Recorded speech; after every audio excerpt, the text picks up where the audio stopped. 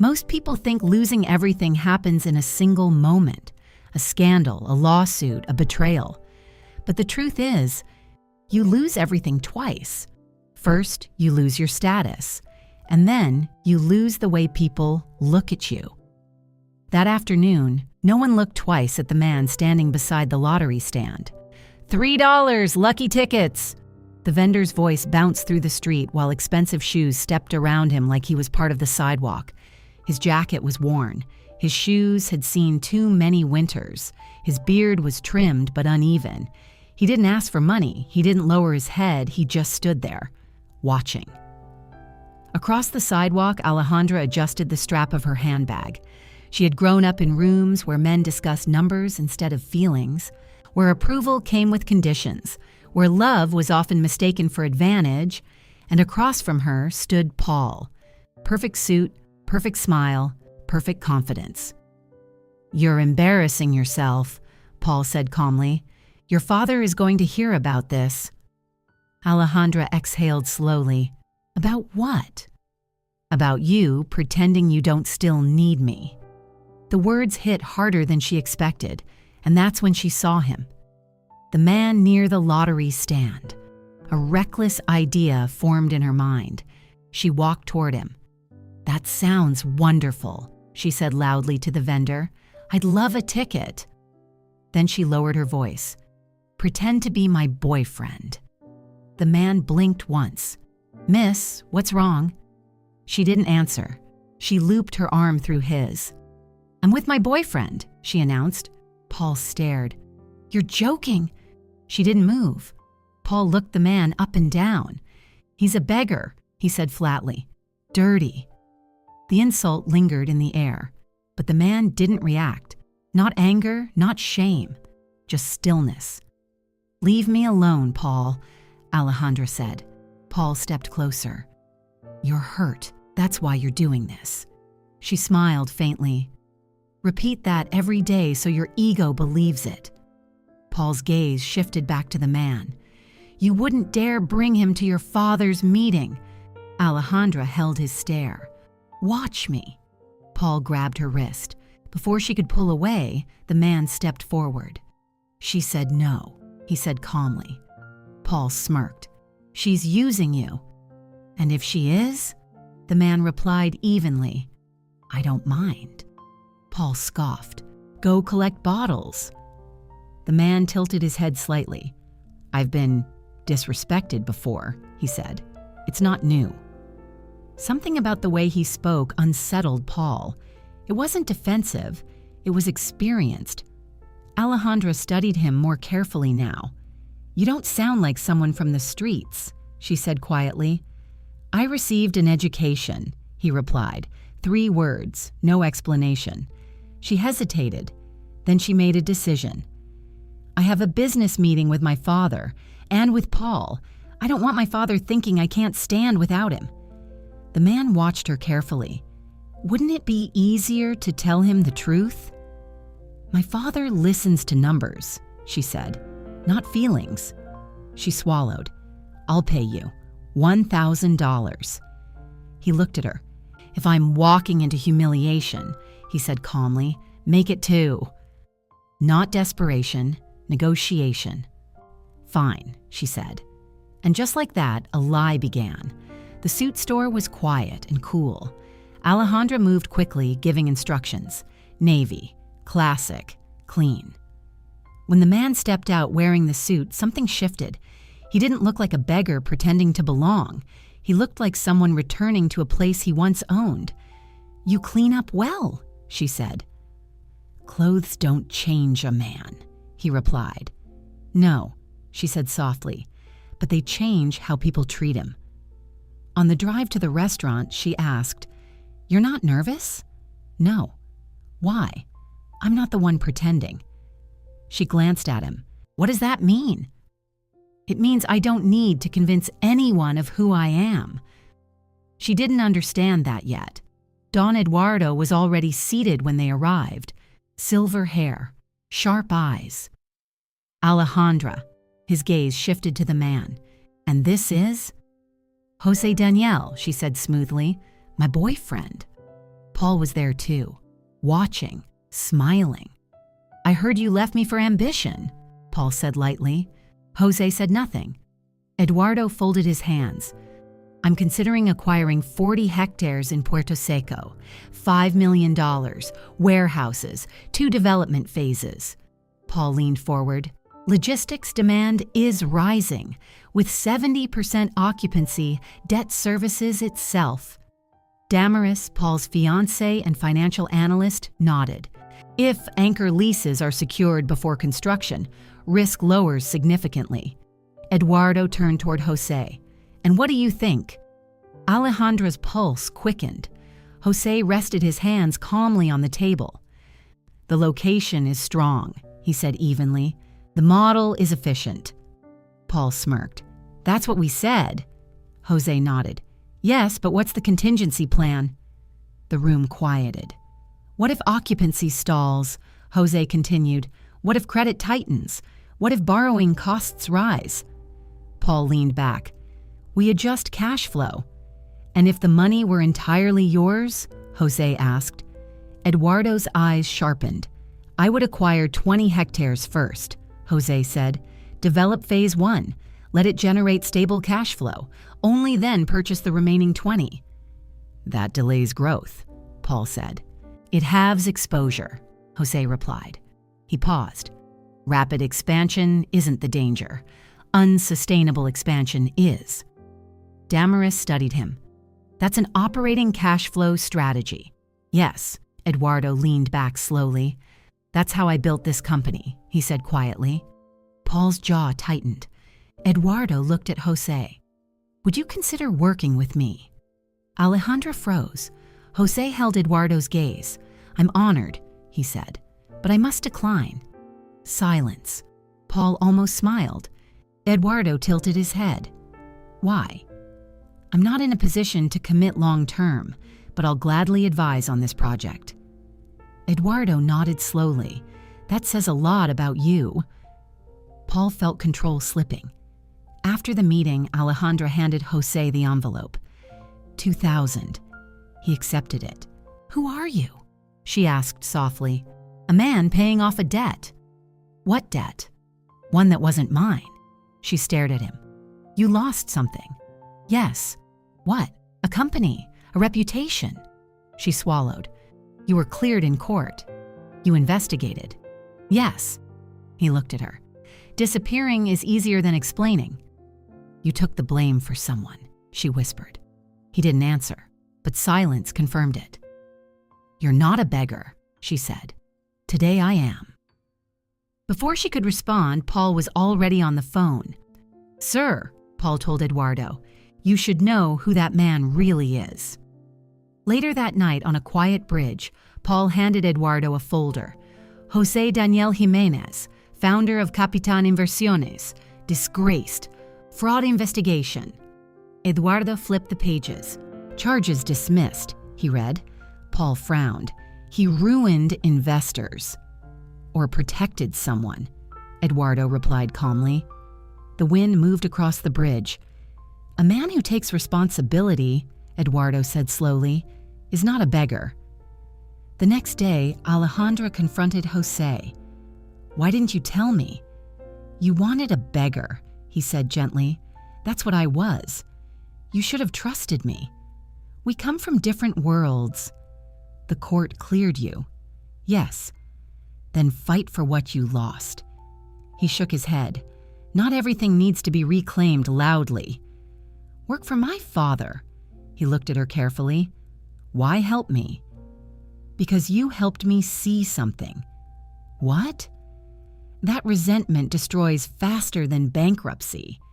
He studied her. "And Paul?" "I don't love him," she said. "I only feared disappointing my father." That afternoon in Eduardo's office, the truth came out. "I am Jose Daniel Jimenez," he said calmly, "founder of Capitan Inversiones." Paul protested. "That company collapsed." "Yes," Jose replied, "because I signed papers to protect others." Eduardo raised his hand. "A man who chooses responsibility," he said, "is rebuilding, not begging." Paul stiffened. Eduardo looked at his daughter. She has chosen. Then he turned to Paul. And so must you.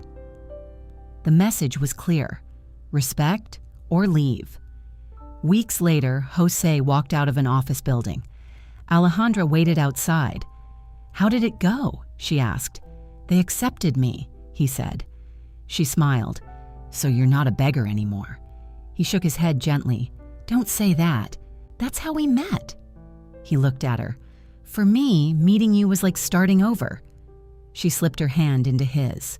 And for the first time, he didn't feel like a man rebuilding in disgrace. He felt like a man rebuilding in peace. Because sometimes the person the world calls a beggar is simply someone who refused to lose his integrity. And sometimes that integrity is worth more than $5 million. Paul didn't leave the restaurant the way most men leave after a bad night. He didn't slam a door. He didn't raise his voice. He smiled. That was the part that should have terrified Alejandra most, because Paul's pride wasn't loud. It was organized. On the surface, he remained polite. "Pleasure seeing you, sir," he told Don Eduardo. "Of course, we'll review the numbers." But the moment Eduardo turned away, Paul's eyes snapped back to Jose, as if Jose had stolen something invisible. Not money, attention, respect. Paul had lived off those two things for years. Now, in one dinner, he felt them slipping. Outside, under the canopy of the restaurant entrance, Paul stepped closer to Alejandra. "So this is your new game," he said, voice soft, sharp underneath. "You bring a beggar to humiliate your father." Alejandra didn't flinch. "The humiliating thing," she said slowly, "was you calling him a beggar in front of everyone." Paul's smile tightened. "Admit it," he whispered. "You still feel something for me." Alejandra stared at him for a long moment. "Yes," she said. Paul's eyes brightened. Then she finished the sentence. "Relief." The word hit like cold water. Relief. Not longing, not regret. Relief that she was no longer trapped in his orbit. Paul's face hardened. "You're pretending," he said. "This isn't you." "This is me after I learned something," she replied. "I learned not to be with someone who disrespects people just to feel powerful." Paul's gaze flicked toward Jose. "That man is a prop," he snapped. And you're using him." Alejandra didn't deny it. Instead, she said, "Even if he was a prop, he still spoke more truth at that table than you did." Paul's jaw clenched. Because that was the real humiliation, not the beggar. The fact that the beggar sounded like an equal. Paul took one step closer. "You think your father will accept this?" he asked. "You think he'll accept him?" Alejandra's voice softened. "You keep talking about acceptance," she said, "like it's something you own." Paul held her stare. "I know your father," he replied. "He doesn't invest in feelings. He invests in certainty." Then he leaned in, almost kindly. "And you just brought uncertainty into his house." Inside the restaurant, Damaris stood near the hallway entrance, one hand wrapped around her phone as if it had suddenly become heavy. She was watching Jose, not with jealousy, with recognition. As the staff cleared the table, Damaris walked toward Alejandra, her heels clicking quietly on the tile. "Can I speak with you?" she asked. Alejandra hesitated. "Now?" "Yes," Damaris said. "Now." They stepped into a quieter corner near the bar, away from the staff and the last departing guests. Damaris didn't waste time. "I've seen him before," she said. Alejandra's body stiffened. "That's not possible." "It is," Damaris replied. "I was present during the full-year audit in 2019. Alejandra's throat tightened. "The audit?" Damaris nodded, eyes fixed on Jose through the glass. "The night before everything collapsed," she continued, "he was in the Capital Interest Division conference room." Alejandra swallowed. "You're sure?" Damaris's voice became very still. "I'm the best person you could ask about faces," she said. because I don't forget them." Alejandra didn't speak. Damaris lifted her hand slightly. "And that ring," she added. "He wore it then, the exact same one." Alejandra stared. "How do you know?" Damaris's lips parted as if the memory had weight. "Because he dropped it," she said, "and I picked it up. I handed it back to him."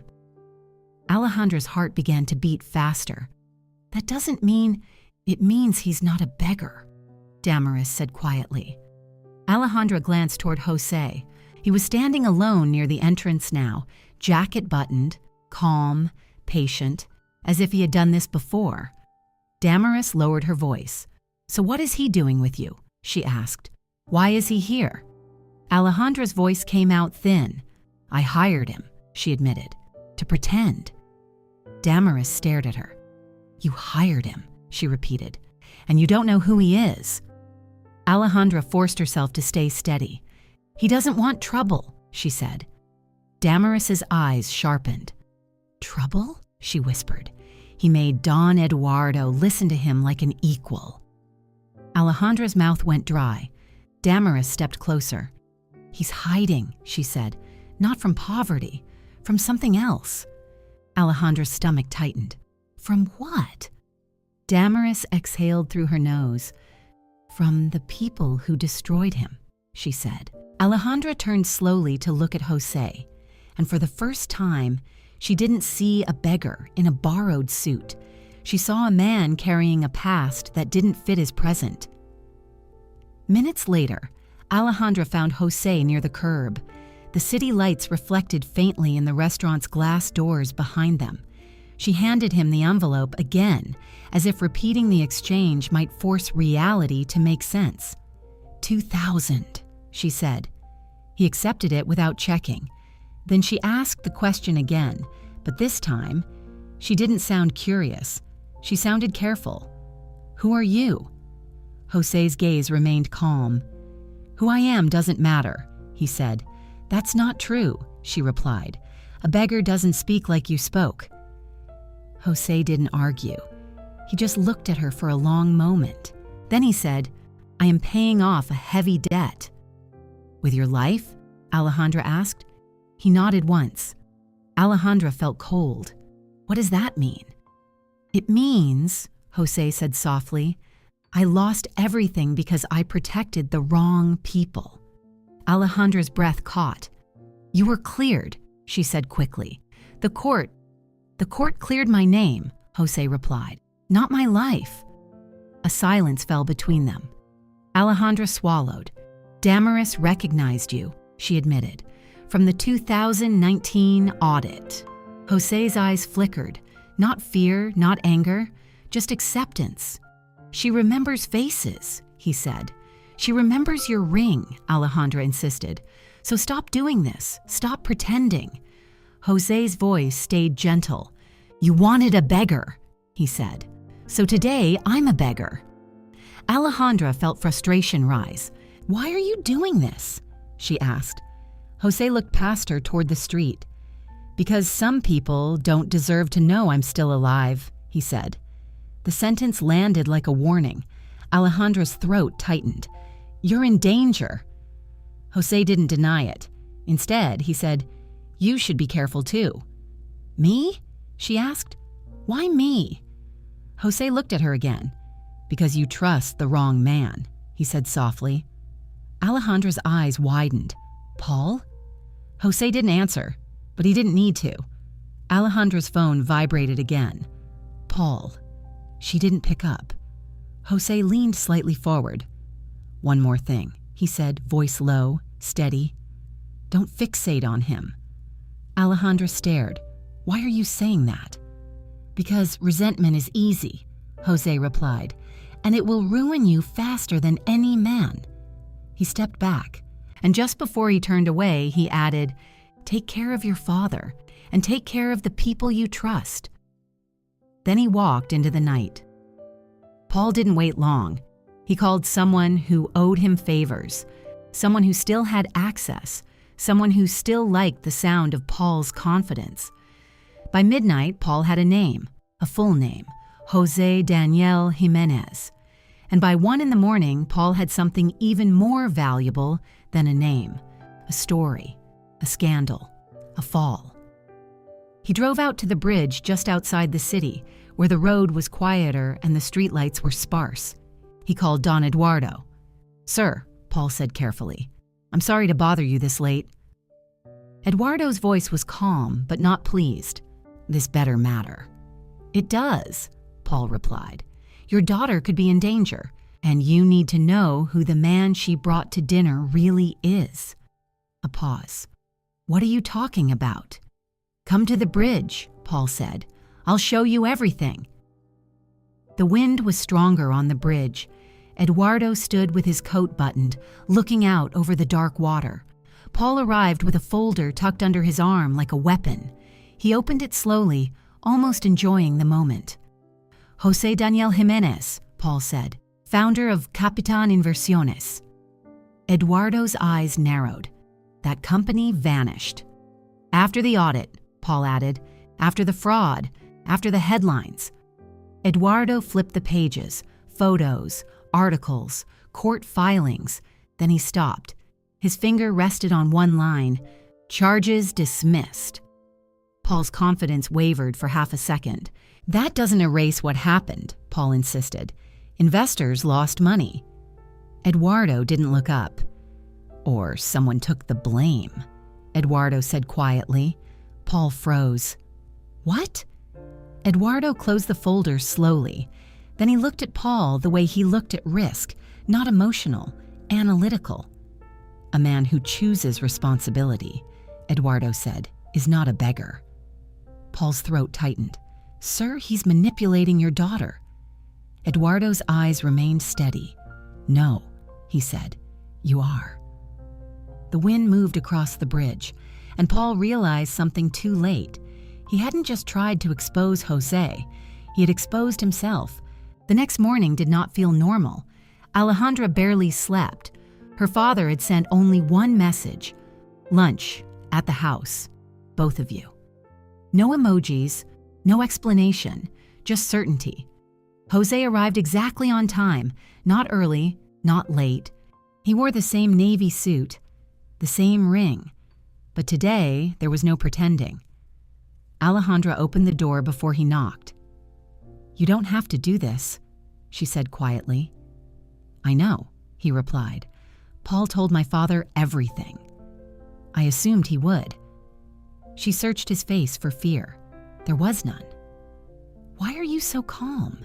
she asked. "Because the truth doesn't frighten me," he said gently. "It just frightens people who depend on appearances." The dining room felt less like a home and more like a boardroom. Don Eduardo was seated at the head of the table. Paul stood near the window. He looked confident again. Too confident. On the table lay the folder. Open. Alejandra's heart pounded. Her father spoke first. "Is your name Jose Daniel Jimenez?" "Yes," Jose replied. "You founded Capitan Inversiones?" "Yes," Paul stepped forward.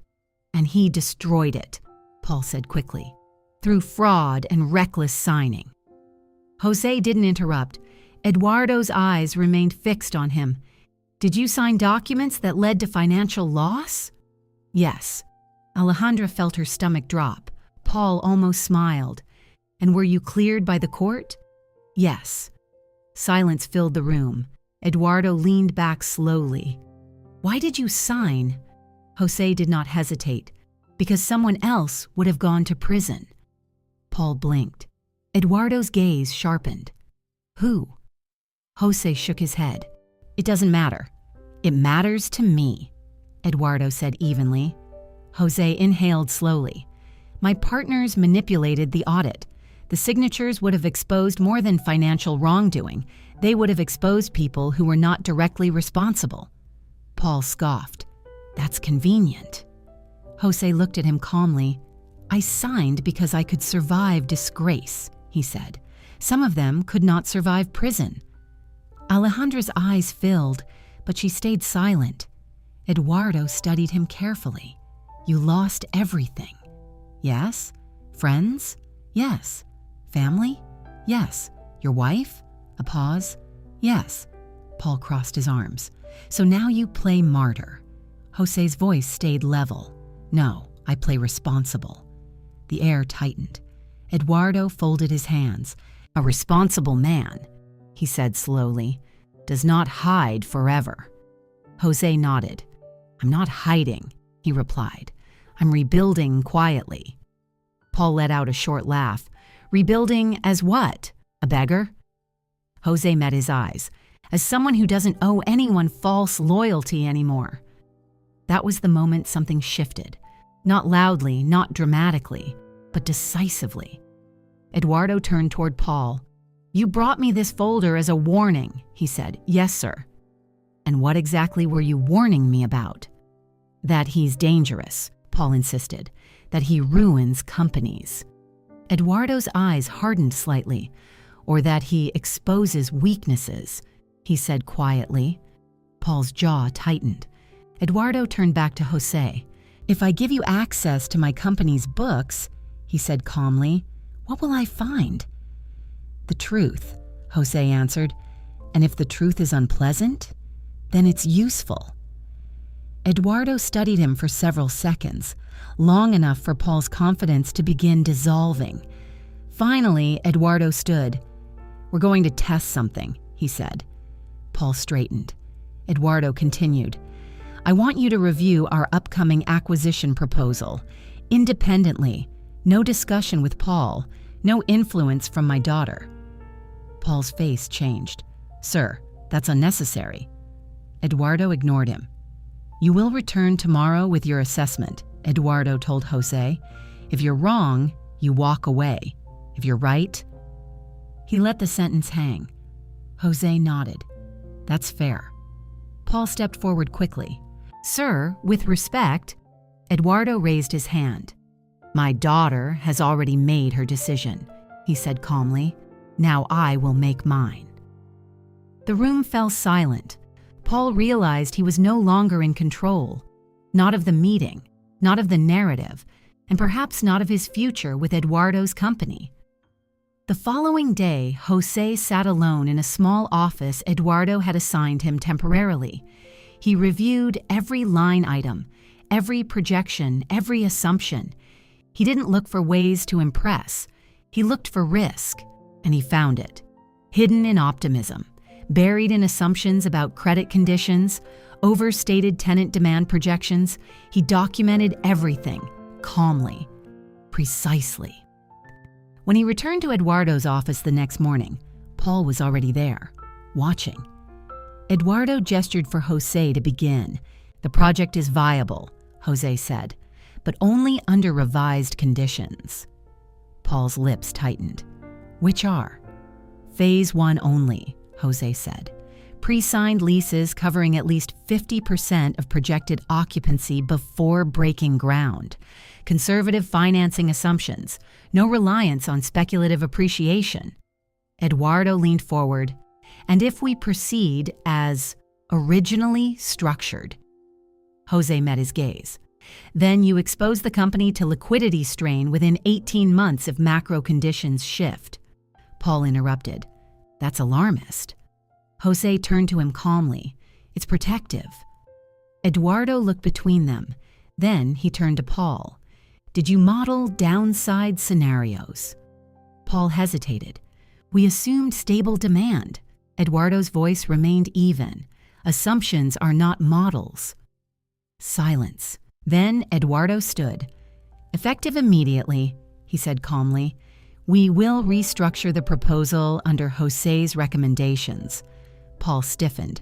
Sir, and as for our partnership, Eduardo continued, I believe we need to reevaluate the terms. Paul's face went pale. You're choosing him over me?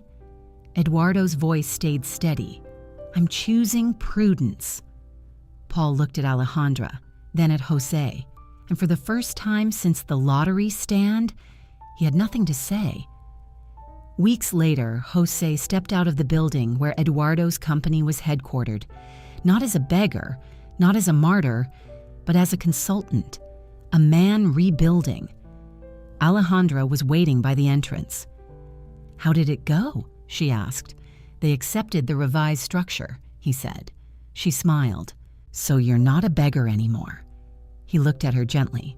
Don't say that, he said. That's how we met. She laughed softly. You changed my father, she said. No, Jose replied. He changed himself. She stepped closer. And me? He considered that. You were always capable of seeing beyond numbers, he said. You just needed proof. She reached for his hand. For me, she said quietly, meeting you felt like breathing again. He held her gaze. For me, he replied, it felt like living again. They began walking down the sidewalk together. No headlines, no applause, just quiet steps. Because sometimes the world calls a man a beggar when he is simply rebuilding with integrity.